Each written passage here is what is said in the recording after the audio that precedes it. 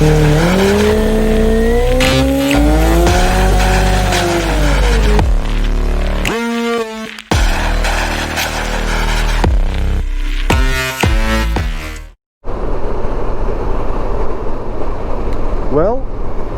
as Alice Cooper once said, $1 million baby. That was my $1 million baby, the $1 million highway. Enjoyed it once more. What do you guys think? Where would it rate on the roads you've been riding or have ridden?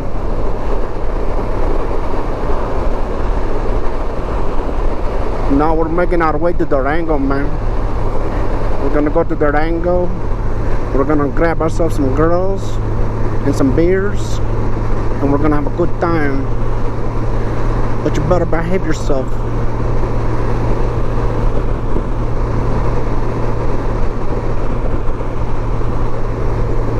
I see these mountains are dotted with little, not little, they're actually big log cabins. Very nice. I'm keeping track of which one is winning. There was one back there on top of this precipice. It seemed like all around it was a sheer drop off. Not the ideal place to raise kids. So yeah, that's number one. And as you might can imagine, or it may be a surprise to you, the $1 Million Highway ran up the list to number one, displacing 14 as the leader of the pack. So we're gonna be traveling on some different roads that we've never taken on this trip. So it'll be interesting to see how far down 1450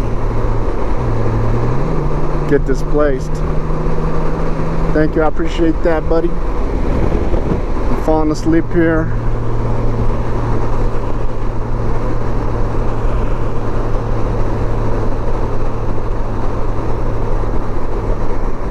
Or maybe they'll stay up there. Maybe the new roads will just file right behind each one that's already on the list.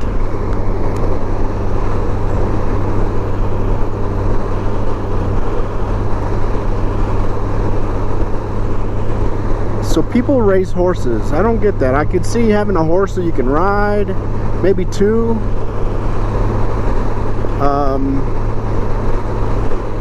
They just seem like they just cost money and don't really produce. You could eat a cow, you could eat a hog, chickens, whatever, sheep, goats, but horses, this is just for the beauty of it. They are majestic animals. But yeah, I don't get it. Ah, there's a Goldwing guy that didn't wave. Won't take his name and number and report him to the GWWR. But we got Social Distortion playing in the background. Yes, my music is all over the place. The only thing I don't like is modern country. I'll tolerate it, but I like the Johnny Cash era. I'll listen to some of that. I grew up on classical music and heavy metal. Led Zeppelin I still enjoy, Aerosmith and all those others, AC/DC, and I can't stand them anymore. Heavy metal, still listen to that. The old Black Sabbath, the newer stuff from the 2000s. 1990s, Slayer, Metallica. Kind of burned out Metallica too, actually. Forgot to lower my shield. Sorry about that. Lately I've been just downloading a bunch of stuff I wouldn't listen to normally and just giving it a try. So there's all kinds of things all kinds of types of bands in my Spotify playlists. Looks to be getting boring from here, so I'm gonna tap out and I'll get back with ya. We interrupt Native Construct to present to you Durango. So once you climb down from the $1 million highway, for about 10 miles it becomes a $100 highway. Other than a mountain here or there, not much else. So I believe we'll be stopping here in Durango, rustle up some feed for our horses, visit the saloon, partake of the delicacies that the saloon offers, grab an ice cream cone and go. We're making a big loop today. We're gonna end up back in Montrose and stay the same place we stayed the other night. So yeah, we interrupted that song to bring you some more ramblings. Maybe the channel should be named Geo Rambles. You could always do what my wife does, hit the mute button. But if you would rather have videos with just music, let it be known.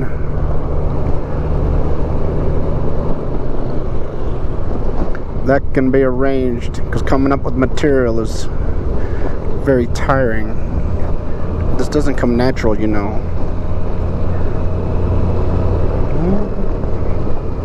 At least the funny stuff doesn't. All the other bullshit stuff does. Hello, help me help them. So far, I'm getting liberal vibe here. A lot of these towns up at the big ski resorts, Vail, Telluride, Breckenridge, are inhabited by movie stars in the off season, or in season, the snow season. But in the off season, they're inhabited by the kids of the hippies in the 60s. So there's a lot of liberal leanings, which is okay. I can get along peacefully or argue with anyone.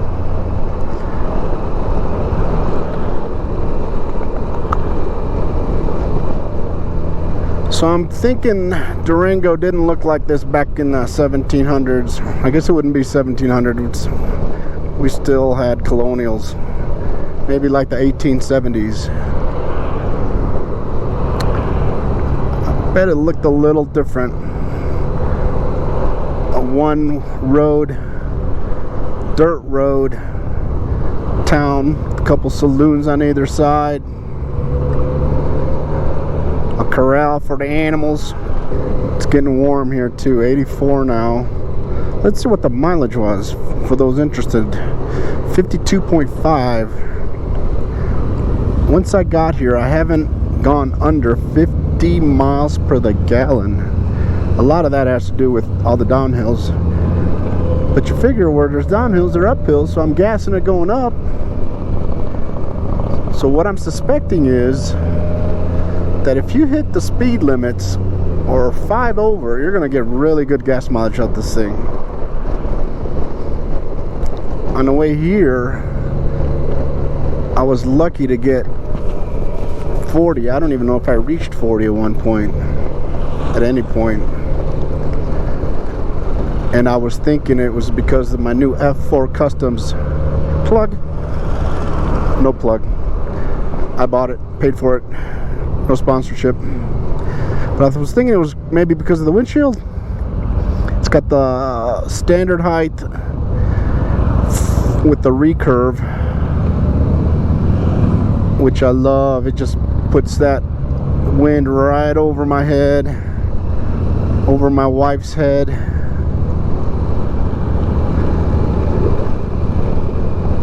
But no, I think the problem was doing 85 to 95. When this baby opens up, she likes to drink. Alright, let me tap out of here. I'm getting annoyed and I don't want that to come through. I want you guys to think I'm a nice guy. Civil, nice. Check in with you later. And we just left Durango and we're on I-60 West. Decent little road so far. It's gotten better the last 4 or 5 miles. We stopped in at Harley and had lunch, and they all came out and applauded me for parking my Honda in the parking lot, because as I was told, I haven't verified it yet, but they said as soon as I did that, the Harley stock went up $1.50. So now I think it's up at $1.58, 59, something like that. So I was happy to oblige. It's a good American company. All kidding aside, the clouds have rolled in. Temperature is around 80, little less, but it feels beautiful. Amazing what a difference cloud coverage makes. Same temp, but without the sun. So we're heading to a little town called Dillon, I believe. Led Zeppelin, Thank You backing track playing in the background, which you can't hear. Yeah, this road is looking pretty good up through there. Gonna climb up a little higher here. Take down the windshield to get a better view.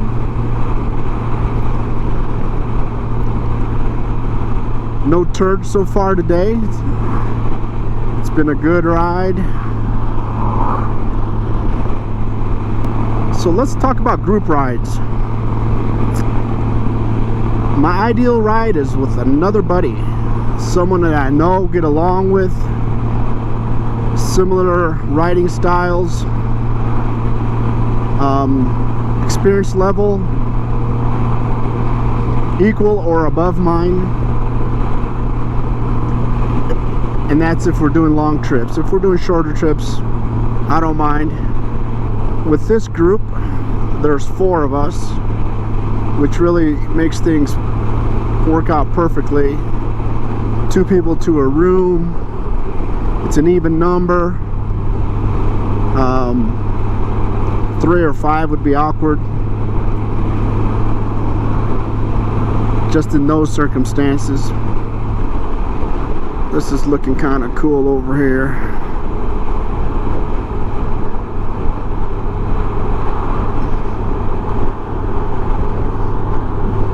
There we go. I've ridden in groups as large as 40. Do those memorial rides, memorial runs, where everyone meets and they ride out somewhere. Hated it. Hate those. I do not like large groups. There's always someone acting stupid, and invariably they're right around me. So I tend to lag back. I was in Daytona one year on crotch rockets, and there were 15 of us. And we're cruising down the highway, do about 70, 80, and all of a sudden the turd in the middle decides to wheelie. So not wanting to get left behind, the other turds joined in. And I said, nope, that's not going down around me. So I went to the back of the pack. This group of 4 here is a very talented group. We've all ridden different types of motorcycles or raced different types all of our lives.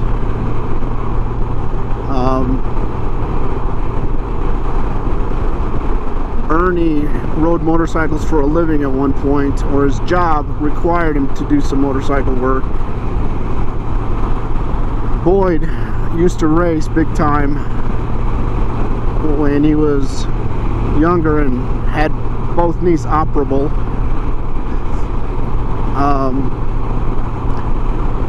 We ride well together. We kind of know how each rides, and we know what to expect from each other, which is really odd since we don't ride that much together. But we're very conscientious of each other.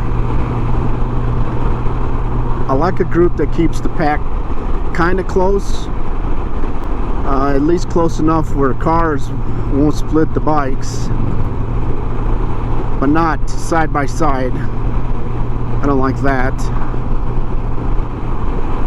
And we have our own hand signals.